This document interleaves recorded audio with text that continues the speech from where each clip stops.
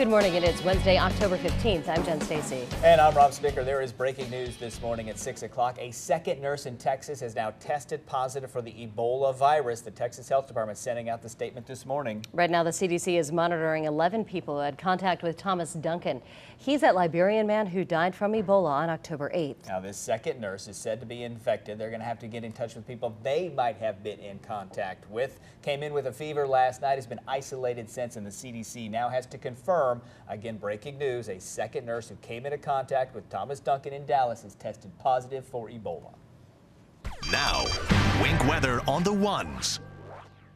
We're taking a look at Wink News Doppler radar, and it has been busy this morning. We're seeing rain moving through, scattered rain, isolated thunderstorms, and that's what we're going to see throughout the day. Right now, we're tracking this line that has been moving throughout the morning hours, kind of drifting off to the northeast rather slowly. So getting a closer look, we've had heavy rain. This is pushed off of 75, though, but Alva, Lehigh Acres, LaBelle even need to be on the lookout for that rain to be moving in shortly. Sanibel, you do have some heavy rain on the way, but no lightning associated with that. Also seeing some heavy rain moving into Bonita Springs. And we're going to zoom out again. You notice more rain on the way and more lightning as well. So that's what we're looking at right now. Temperatures currently in the 70s, and the forecast for today will see highs in the mid 80s with scattered rain continuing.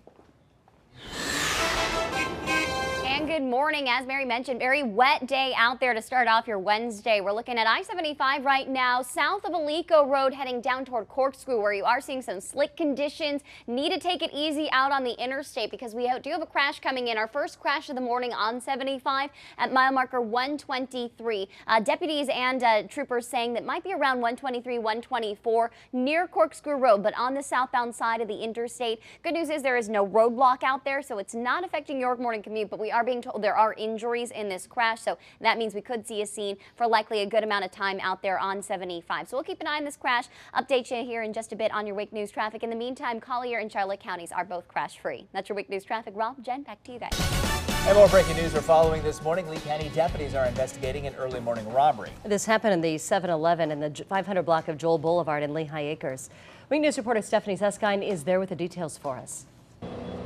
Good morning. You can see behind me this 7-Eleven still completely taped off. In fact, a crime scene unit van just pulled up moments ago to continue the investigation here. This is the 7-Eleven on Joel Boulevard and Lakeview Drive in Lehigh Acres. Wink News has learned it was robbed around 3 o'clock this morning, and since then deputies have been here. The scene much smaller now than when we first arrived on scene. There were several deputies out here with their patrol cars. They had canines as well.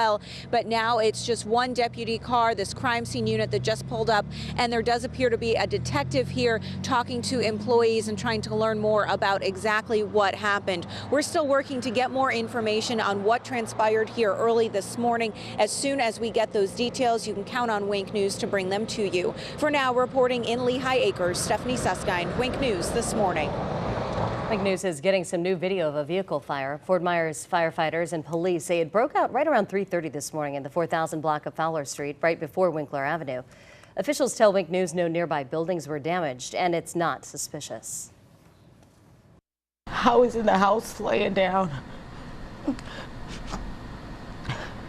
all of a sudden I just heard gunshots out by my window. He said, "Ow, mommy," and I looked and I seen the hole in my bedroom wall. Well, that is the emotional mother of a 5-year-old boy shot and killed in what she calls a drive-by shooting, and she's not yet gone back to her home since it happened. So heartbreaking. Toyota Simpson believes that the shots were meant for someone else, but her son Andrew Foss Jr. got caught in the middle.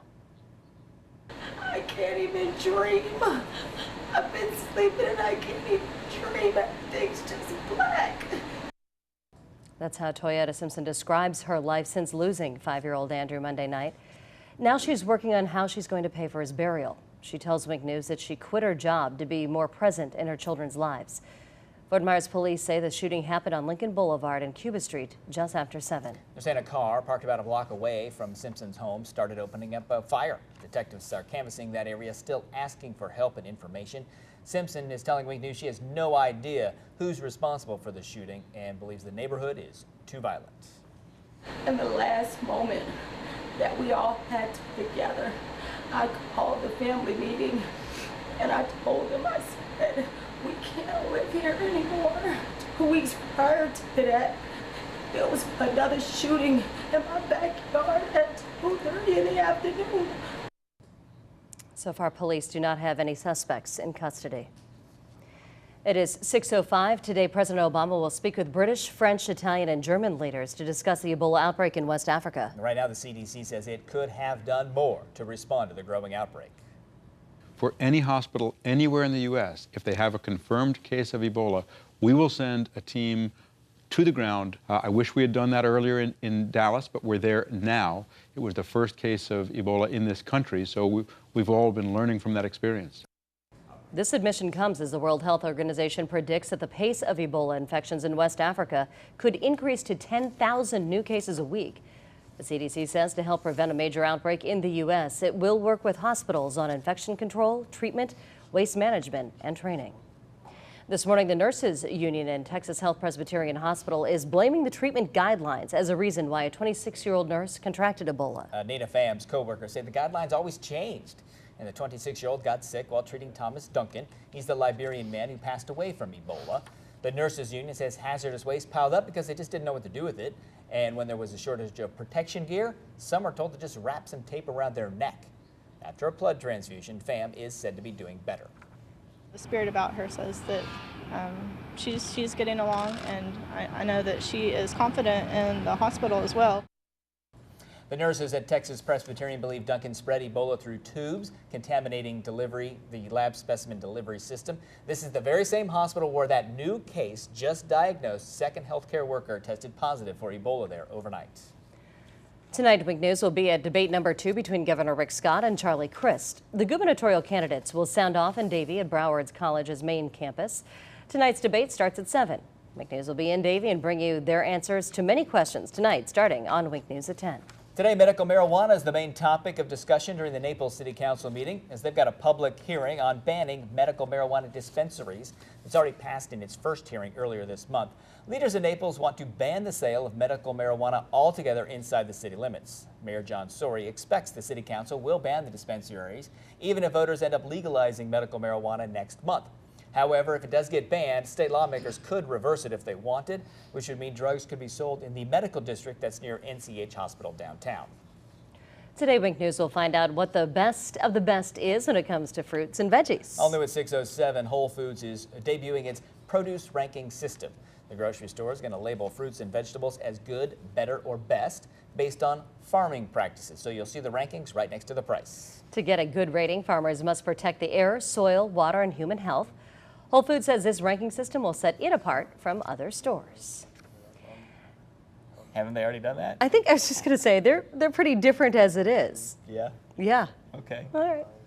You're watching Southwest Florida's most watched morning news, Wink News this morning. Coming up right at the break, Wink meteorologist Mary Mays is in to help you plan your day with your weather on the ones. As you can see, lots of green, red, yellow colors on the radar. Never a good sign in the morning. Mary Mays will have your complete forecast coming up.